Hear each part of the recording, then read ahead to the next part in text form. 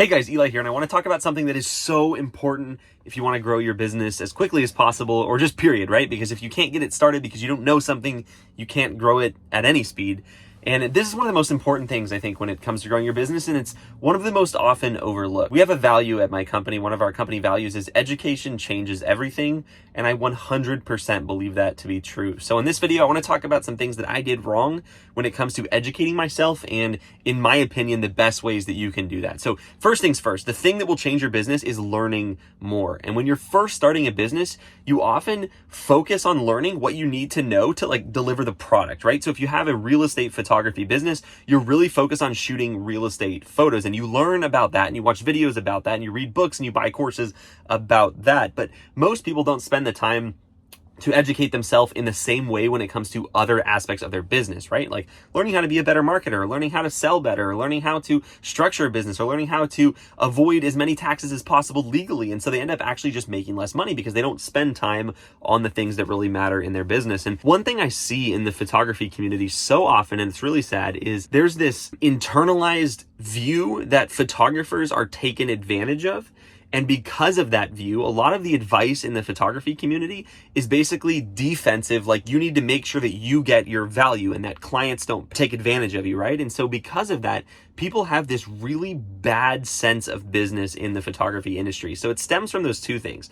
One, they've been taken advantage of in their minds, and people are trying to take advantage of photographers always is what they feel like. And number two, they just don't spend time learning. So when you're first starting a photography business, I would make sure to spend at least half of the time when you are learning about business, right? Spend half of that time learning about the photography side, and half at least reading books on just how to operate a business. Doesn't have to be specific to photography at all. In fact, some of the best things that I've learned have come from learning from people who have no idea about photography. They're just speaking on business in general. And that's a big disconnect between photographers and a lot of other people, is they just don't value that business aspect. And so here's what I would recommend if you want to learn. Number one, I read a book called Principles by Ray Dalio. He ran a hedge fund called Bridgewater, and really successful guy. And he wrote this book called Principles because what he believes made him successful is following these key principles during his life. And he believed that those principles were really responsible for his success and help him craft his success. And he's a very smart guy, a multi-billionaire. So by all standards, very, very successful. And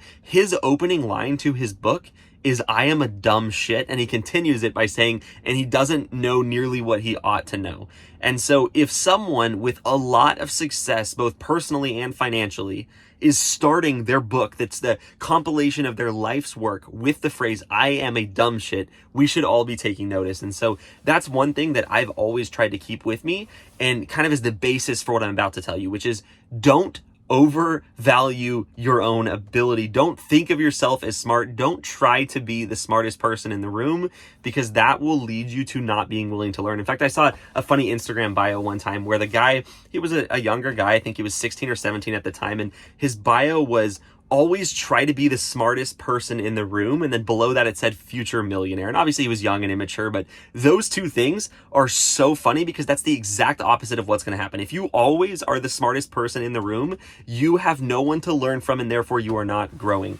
And so how do you make yourself the dumbest person in the room? One of the easiest ways you can do that, not by lowering your standards, but by raising the standards of those around you, is by reading books. This is the easiest way to get yourself in the room with really smart and really successful people. And Tony Robbins said one time something to the effect of, the great thing about reading books is you're able to take 10 years of someone's life and cram it into an afternoon. And that's really what I think about books. And so what I try to do, especially if I'm at a point in my business where I don't need to execute, but I instead need to learn more to help get my business to the next level, is I go find books on the topic from experts and read them. And if you're just starting a business, I would recommend reading at least 50 of the most common business books out there. If you do that, you are going to have such a better handle on how to run a business, and you're going to be way more successful, way more quickly. That time that you step back and spend reading is not wasted time, and it'll allow you to leapfrog almost everyone out there. And so apart from everything I've just said, make sure that you spend time learning on whatever it is that you need to know for your business. And a lot of times you don't know what it is. And so just reading common business books out there are the best way you can do things.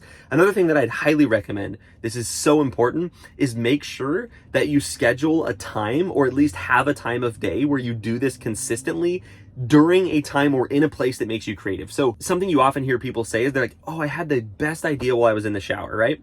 And so when people say that, I'm always like, well, shower more, right? Because you're getting the ideas there. And for me, the showering ideas are when I go on a walk at night listening to an audiobook. It's something about the new things that are passing me, the things that my eyes are seeing that just stimulate my brain for whatever reason and give me ideas. And we all have something like that where we get a lot of ideas. And so to take everything I've said and get the most effect out of it, try to do that learning and be in that mindset of willing to learn more, plus put yourself in a place that naturally helps you learn more, right? So for me, it's walking at night. You have something. Think back to when you've had great ideas or you've made big decisions in your life and you felt excited about it. Where was it that happened? Because if you can go artificially recreate that, it just rockets your success to the next level. So that's what I got for you today. Make sure to learn. Don't just value the product side of your business, value the education on the business side of the business, and you'll be successful. If you guys have any questions, drop them in the comments. I respond to every single comment, and I'll see you guys in the next one.